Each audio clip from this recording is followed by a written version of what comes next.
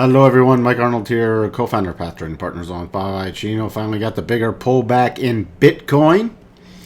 So we traded the bottom of the rotation zone, came back up, and then I outlined the key levels yesterday. I also have on the GAN box.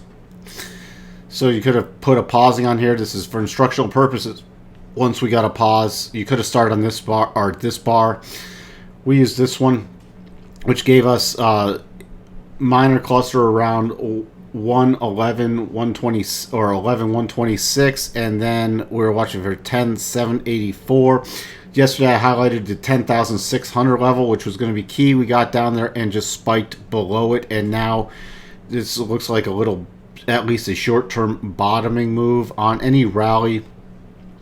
Key resistance now coming back in about 11,400, and above that we'll be watching to about 11,800. Those are the two levels on any rally from here. At this point, assuming this pausing bar holds, gives us the next minor areas, 99.68. We have a major cluster at 9,800, and then essentially 9,500 cluster right there. Let's check in on the daily chart. Daily chart, very bearish bar right there, returning to the middle of the rotation zone.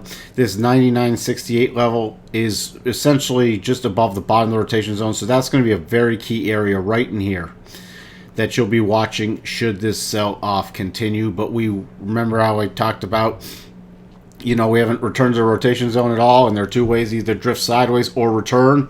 This was definitely a very fast return to the rotation zone. This is why we always talk about moving up the stops, knowing where your stop levels are, because when things get overextended, especially the cryptos, they can have sudden and drastic moves like this. So you're going to want to take something off the table so you can re-add at a better price. So if you took your stops, you know, or just took some off and scaled out on this massive rally, then you can start putting it back on the dip or the pullback when you get a good solid signal. Switching over to Ethereum, here it did the same thing with the eighth harmonic projections. Coming down here, which gave us a lower one of 281, and then we have our cluster area 274 to 277. Stopping right in the middle, and a nice little bounce up now. So now I can lower these. So if this bottom does not hold, the next area about 266 and 255 are the next key areas lower. Right now, resistance coming in, minor resistance at about 304. More significant resistance around 312. So those are the two areas you'll be watching on any rally for key resistance. Remember, as it does rally and we have a short-term bottom, you can also start doing your eighth harmonic projections back up to identify key levels moving higher. Let's switch over to the daily chart.